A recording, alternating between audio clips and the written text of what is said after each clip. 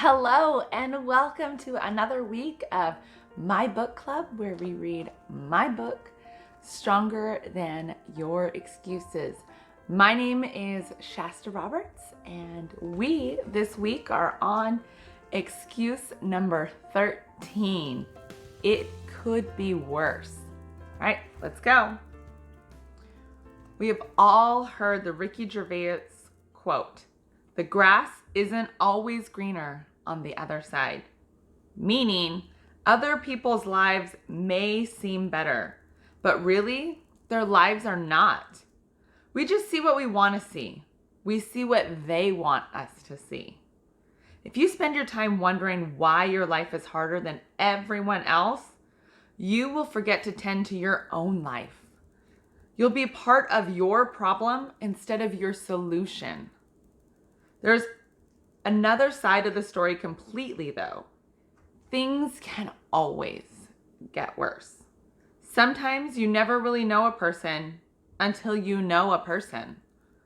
Meaning, sometimes you think you know someone until a point comes when they step out from behind the facade they have been hiding behind. When and where someone will release their true self depends on the person and the situation. When someone is angry or scared, their true self is usually revealed. It's not always easy to see, and sometimes the signs are right in front of you, but for years you ignore them. The world is very different from when I was a kid and keeps changing with every generation. Now we have social media, and it makes it hard to know if someone's feed is their real life or fake life. Real lives are messy and hard, and if others see them, they will think we are flawed.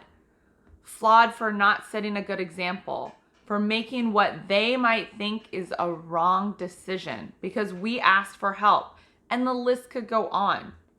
Internet trolls love to knock you down for the slightest thing they might not agree with.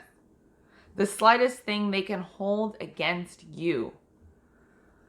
You are not flawed because you ask for help. Strong, empowered people ask for help. Making the wrong decision is not a flaw. It is a fact of life. You can only grow from failure, and every single person will fail over and over again throughout their life. Trying to live in this hard, harsh world and not always being perfect doesn't make you flawed. It makes you human. We are all humans just trying to live life the best we can. There's no rule book on life, although society would beg to differ. Society is made up of people living together in a more or less ordered community. Depending on the subject, society could be our world at large, or it could be something as small as a PTA at your kid's school.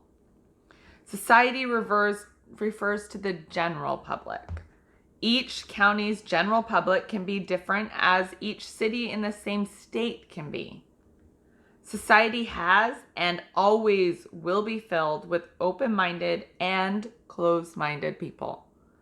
Open-minded people are free thinkers and are often called crazy. The closed-minded people, although ignorant, are what we refer to as normal. I've never intended on living a normal life. My outlook has never been to conform to what society deems normal. I've always been a free thinker. I've always liked to push the boundaries that have been laid before me.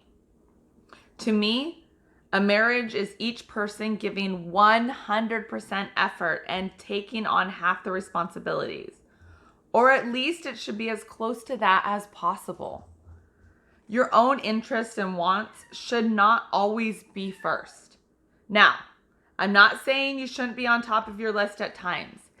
Everyone needs time away to have their own interests and self-love. If you think you come always first and everyone else second, you will not be able to give enough to others.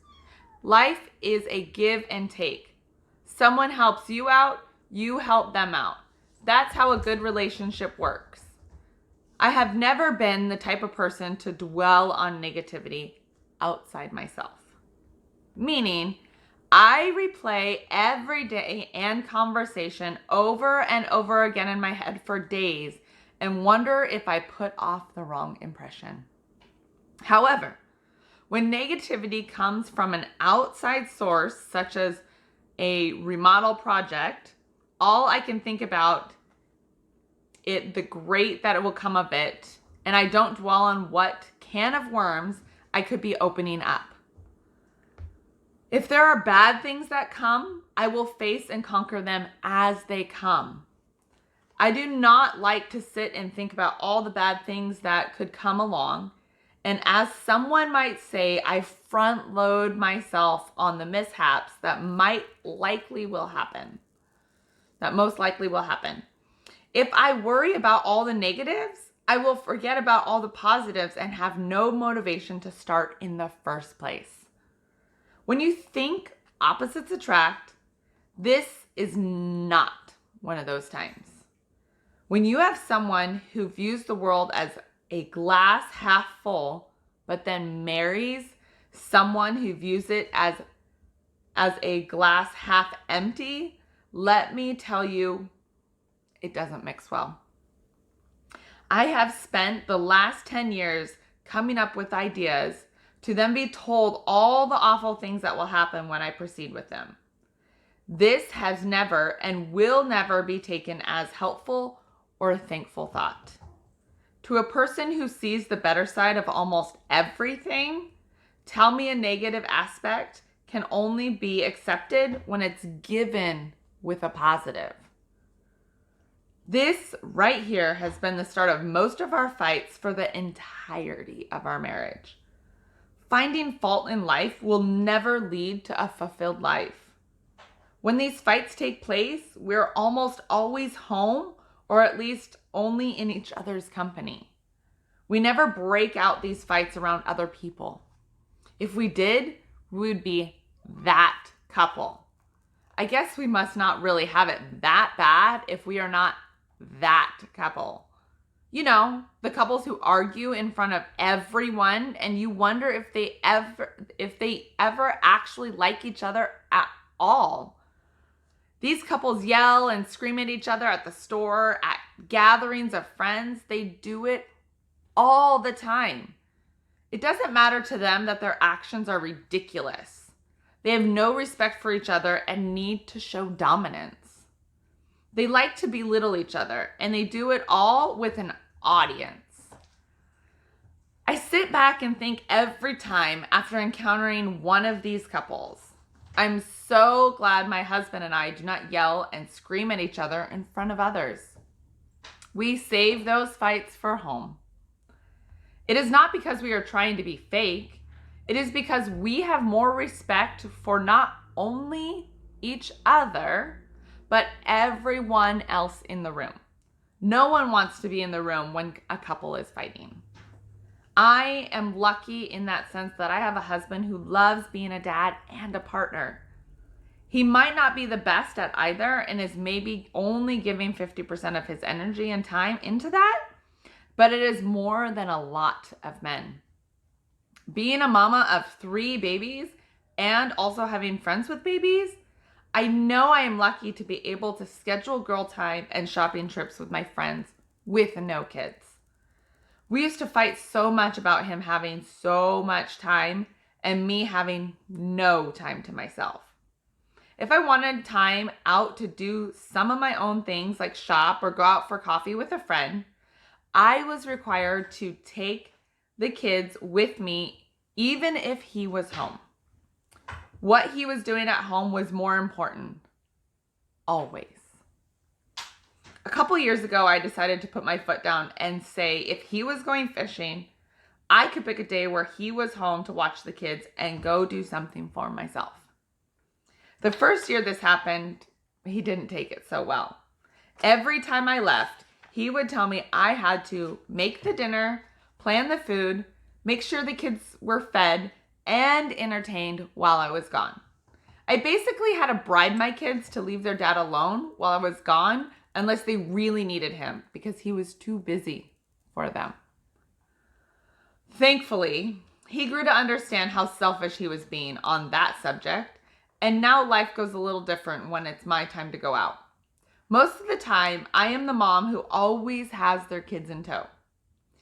To all mine and their doctor's appointments, I am the one taking them to mostly all their sports. I grocery shop with them. There's nothing I don't take them to.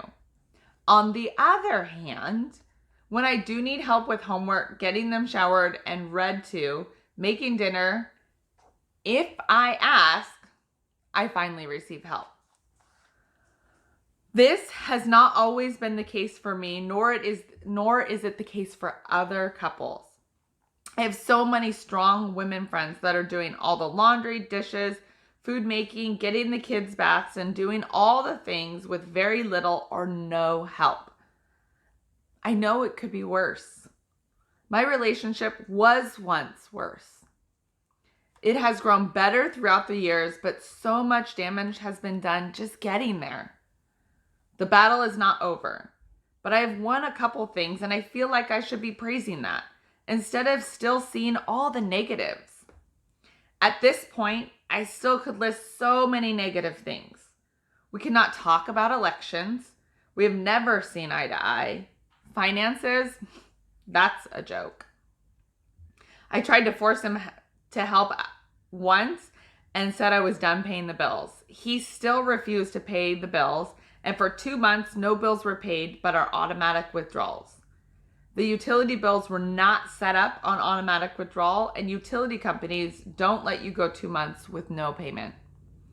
One day I came home to no power at our house because the power bill wasn't paid.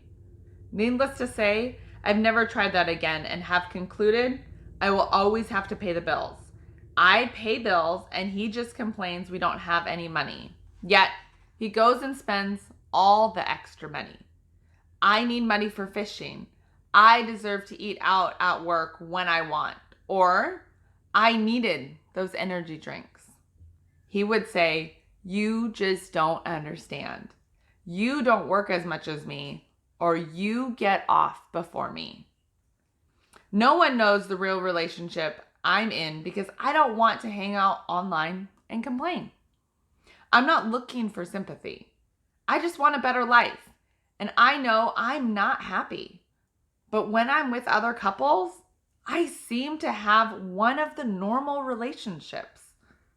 It has always made me think it could be worse. I shouldn't be complaining when I can name more than a handful of women and marriages that are far worse off than mine. I know women who never have a girls' day. They never do anything without their kids because their significant other will not watch them or cannot handle them. I know women who are verbally put down in front of other people. If it was really that bad, everyone would know. They would see it. They would feel it when they are around us. I shouldn't be complaining. I should be joyful that I have what I have, and the grass is not always greener on the other side. We must have a good relationship if we are not like these people. If no one knows, then it really must not be that bad. All right, that is another chapter. Thank you for joining me this week. Please give me a thumbs up if you liked the chapter and leave a comment. I would love to know what you think. Make sure you subscribe to the channel, and if you hit that notification bell, it'll notify you every time I post a new chapter. I will see you guys next week for another chapter of Stronger Than Your Excuses. Bye.